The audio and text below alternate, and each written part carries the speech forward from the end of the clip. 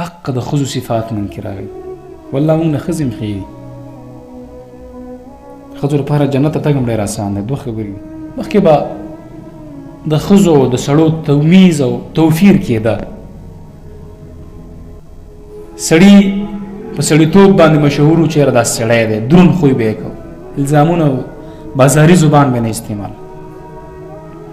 او ښځې چې کینې د هغې کار ده، پلانکه یې دا وویله، هغې دا وویله، ما ورته دا وویله، خورې ورته خبره نه یې، او ته یې نه که نه خبره نه یې، داسې چلو شو، هغه چلو شو. حق د ښځو صفت منکې راغلی.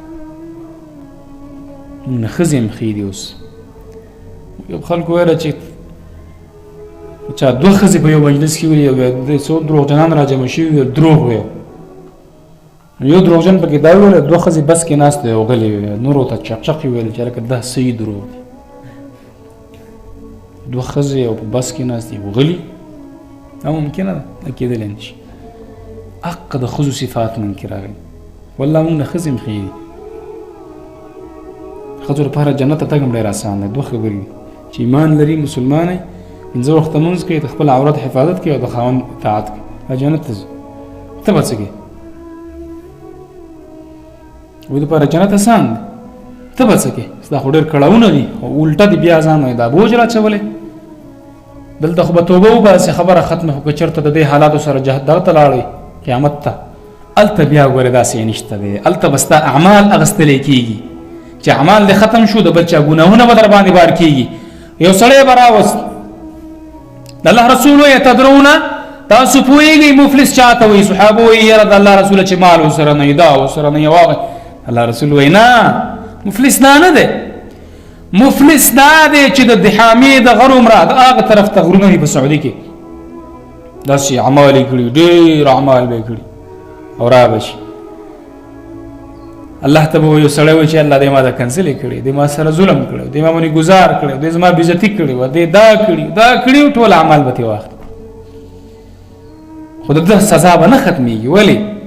کارونه یې ډېر کړي، پردی حق یې خوړلی، حرام یې کړي، ظلم یې کړی، بربریت یې کړ، اعمال ختم شو. اوس به څه کوو؟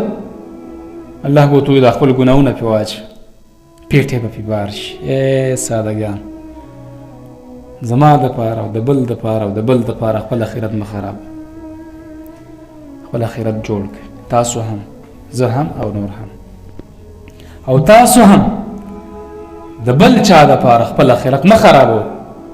بل چا ته زور به ورکوې که نه، ځان له زور ورکوې. تکلیف په چا دی؟ په هغې شته؟ نشته. بل سړي ته زور ورکوې، زور دې ځان له ورکړه، دا کوم عقل دی؟ محترمو، د هر یو ګناه، د هر یو ناکامۍ او د هر یوې خطایې سبب او جرړه څه شی ده؟ ژبه ده. دا کنټرول کوي.